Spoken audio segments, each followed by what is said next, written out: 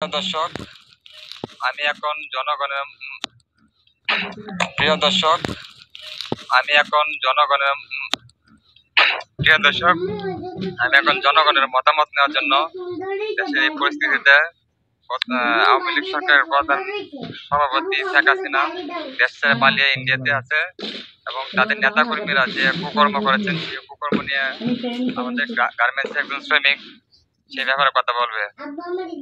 ভাই, গার্মেন্টস এখন তো বর্তমানে যে আওয়ামী লীগের প্রধানমন্ত্রী শেখ হাসিনা পালানোর পরে বাংলাদেশ পুলিশ কর্মকর্তা সেনাবাহিনী সহ অনেকেই তাদের যে কুকর্ম অনেক নেতাকর্মীদের মধ্যে কুকর্ম করে গেছে তা অনেক প্রকাশ পাইছে ভিডিও ফুটেজের মাধ্যমে বা অনেক বর্তমানে তো এখন সবার হাতে হাতে মোবাইল, তারপরে ইন্টারনেটের যুগ। আপনি এই কুকর্ম নেতাকর্ম সম্পর্কে আপনি কি বলতে চান?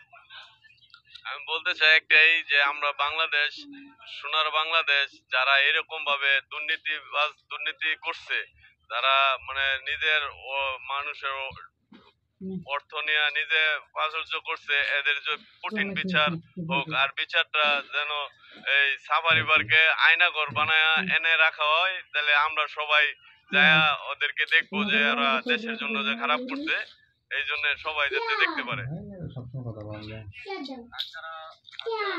কুকর্ম করে দেশ ছেড়ে পালিয়ে গেছে তাদেরকে সম্পর্কে কি বলতেছেন?